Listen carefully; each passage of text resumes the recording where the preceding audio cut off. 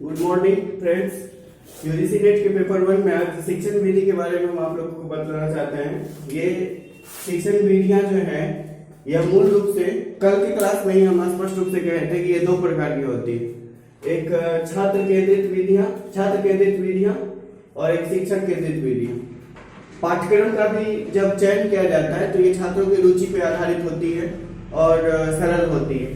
तो शिक्षण की जो विधियां होती है ये छात्र केंद्रित और शिक्षक केंद्रित होती है। बट कैसे होती है देखिए, शिक्षक केंद्रित विधियां जो होती है वो व्याख्यान विधि के, शिक्षक केंद्रित विधि जो है यह व्याख्यान विधि, शिक्षक केंद्रित विधि का मूल पार्ट है व्याख्यान विधि। शिक्षकों को अपनी शब्दों को, अपनी बातों को स्पष्ट करने के लिए व्याख्यान देना पड़ता है।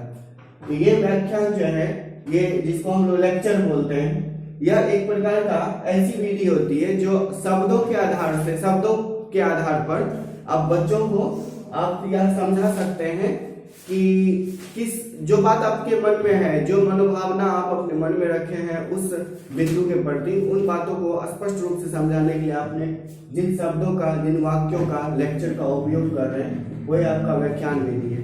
इनमें कुछ अपूर्णता भी है, कुछ दोष भी है, कुछ अच्छाई भी है। तो ये सारे दोष आप खुद सोचिए कि व्याख्यान विधि में क्या सब दोष आ सकती है।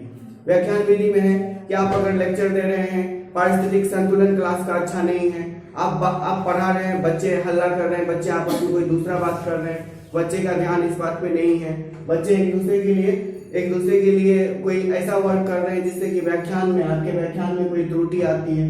तो ये व्याख्यान विधि की समस्या है। परंतु व्याख्यान विधि की विशेषता क्या है कि आप किसी भी बात, बड़ी से बड़ी बात, जटिल बातों को, घंटों की बातों को आप अपने शब्दों में कुछ ऐसे तर्क द्वारा स्पष्ट कर सकते हैं जिसे करके दिखाने में बहुत समय लगेगा, परंतु अगर आप बतला दें तो बच्चे बस सिर्फ सुन के समझ सकते हैं। तो यहाँ पे इसका लाभ हुआ। तो व्याख्यान विधि में दोनों है, त्रुटियां भी है और लाभ भी है। तो ऐसी कोई विधि नहीं होती है जिसमें त्रुटियां नहीं होती और लाभ नहीं होता है, विशेषताएं नहीं होती। परंतु शिक्षक केंद्रित विधि का मुख्य अर्थ व्याख्यान विधि है। दूसरा है व्याख्यान प्रदर्शन विधि। हमने जो व्याख्या कर रहा है इसके लिए प्रदर्शन करने के लिए एक एग्जैक्ट टाइम ड्यूरेशन होना चाहिए। ये एक जैसे क्लास का एक ऐसा पारिस्थितिक तंत्र होना चाहिए कि जिस पारिस्थितिक तंत्र में हम जो है व्याख्या को स्पष्ट रूप से प्रदर्शन करने का काम करेंगे। इस व्याख्या को प्रदर्शन करने के लिए आपको क्लास का जो मोमेंट है वो आपको बनाए रखना होगा। नेक्स्ट है ऐतिहासिक विधि।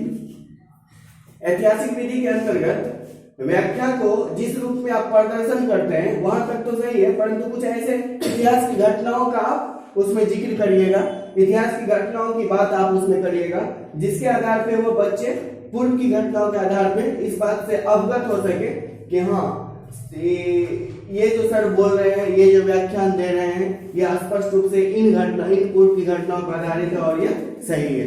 इस तरह से शिक्षक केंद्रित विधियां में व्याख्यान विधि, व्याख्यान प्रदर्शन विधि और ऐतिहासिक विधि महत्वपूर्ण है।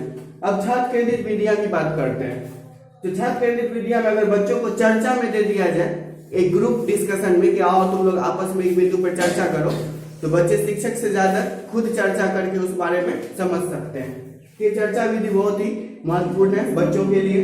और आगमन निगमन विधि जो है, जैसे हम समान से विशेष की ओर या विशेष से समान की ओर जब हम आते और जाते हैं तो इस घटना को ही आगमन और निगमन विधि कहा जाता है।